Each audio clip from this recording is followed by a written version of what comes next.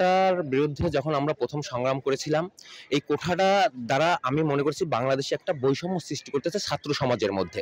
আমরা এই কোঠাটার যার কারণে বিরোধিতা করেছিলাম। যখন কোঠাটা প্রথম চালু হয়েছিল তখন আমরা স্বাধীনতার জন্য যারা স্বাধীনতার জন্য রক্ত দিয়েছে, যারা স্বাধীনতার জন্য পঙ্গুত্ব বরণ করেছে, যারা স্বাধীনতার জন্য জীবন হরণ করেছে, তাদের প্রতি সহমর্মিতা দিতে যে আমরা একটা পর্যায়ে বলেছিলাম যে তাদেরকে কোঠা দেওয়া হোক, তাদের সন্তান পর্যন্ত সেটা সীমাবদ্ধ থাকুক এবং সেটা 10% পর্যন্ত সীমাবদ্ধ থাকুক।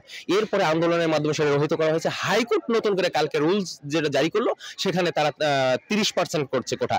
আসলে এটা ছাত্রদের ভিতরে একটা বৈষম্য সৃষ্টি করতেছে, এবার দেশের জনগণের ভিতরে একটা বৈষম্য সৃষ্টি করতেছে, যেটা জনগণ এবং এই কোঠার বিরুদ্ধে এটা মেধার কোনো পরীক্ষা নেওয়া হচ্ছে না, কিন্তু এটা হচ্ছে কোঠার পরীক্ষা নেওয়া। যেখানে দেখবেন যে যারা এই কোঠায় যাচ্ছে তারা ওই ধরনের মানে সার্কুলার দিচ্ছে যে এই যে কয়েকদিন আগে আপনারা জানেন যে বরিশাল বন্যা হয়েছে, যে বন্যার কারণে পরীক্ষা স্থগিত, বিষয়টা উল্টো ভাবে দিয়ে দিচ্ছে পরীক্ষার কারণে বন্যা স্থগিত। এরা কারা? এরা এই কোঠার নিয়োগপ্রাপ্ত স্টুডেন্ট, এরা মেধাবী না।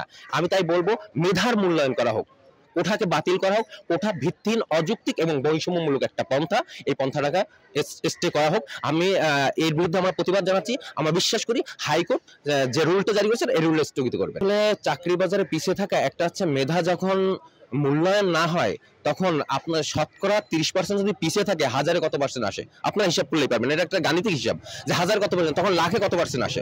তাহলে এই যে আর শুধু কোঠায় দিয়ে 30% দিয়েই তাদেরকে ক্ষান্ত করে নাই, এই সার্টিফিকেট দিলে পর অটোমেটিক তাদেরকে, যদি আমি মেধায়ও আমি এক হই কিন্তু যে কোঠায় 10 হয়েছে তাকে কিন্তু টেনে আনতেছে, তাহলে আমার মেধার মূল্যায়ন হচ্ছে না, এটা হচ্ছে কোঠার মূল্যায়ন। অতএব আমরা কোঠার মূল্যায়ন চাই না, আমরা মেধার মূল্যায়ন চাই। এটা এই যদি কোঠার মূল্যায়ন দেওয়া হয় তাহলে মেধার মূল্যায়ন হবে না এবং এই ক্ষেত্রে আমরা বৈষম্যের শিকার হব।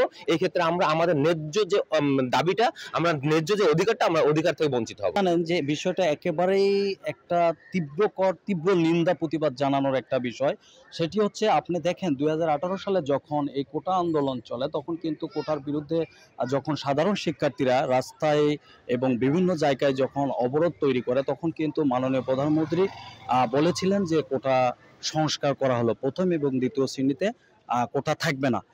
তারপরেই আমাদের সাধারণ শিক্ষার্থী বিজয় মিছিল বের করলো এবং তারপরে সেই অনুপাতে সরকারি প্রতিটা সেক্টরে প্রথম এবং দ্বিতীয় শ্রেণীতে কিন্তু কোটা থাকলো না। এইভাবেই চলতেছে। তখন কিন্তু মেধাবীরা বিভিন্ন সেক্টরে দক্ষভাবে তারা করতে পারতেছে এবং তখন আমাদের যারা গ্রাম অঞ্চলের সাধারণ লোকজন তারা আগে ভাবতো যে পড়াশোনা করেই কি করবা, চাকরি হয় না, কারণ এটা শুধুমাত্র কোটার কারণে তারা এই কথাগুলো বলতো।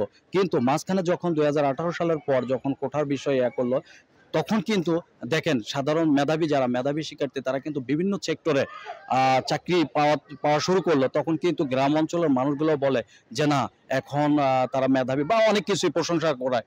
কিন্তু বর্তমান আবার এই দুই দিন আগে দেখেন, আপনারা দেখে থাকবেন, 2 দিন আগে আবার হাইকোর্ট থেকে একটা রায় দিয়েছে যে প্রথম এবং দ্বিতীয় শ্রেণীর চাকরিতে কোটা বহাল থাকিবে। কিন্তু আমি একজন সাধারণ শিক্ষার্থী হিসেবে এই কোটার বিরুদ্ধে নিন্দা প্রতিবাদ জানাই এবং আমি আমার মাননীয় প্রধানমন্ত্রীর কাছে বিনীতভাবে আহ্বান জানাবো, আপনি অতি তাড়াতাড়ি এই কোটার বিষয়টি সংস্কার করে আমাদের পড়ার জন্য সুযোগ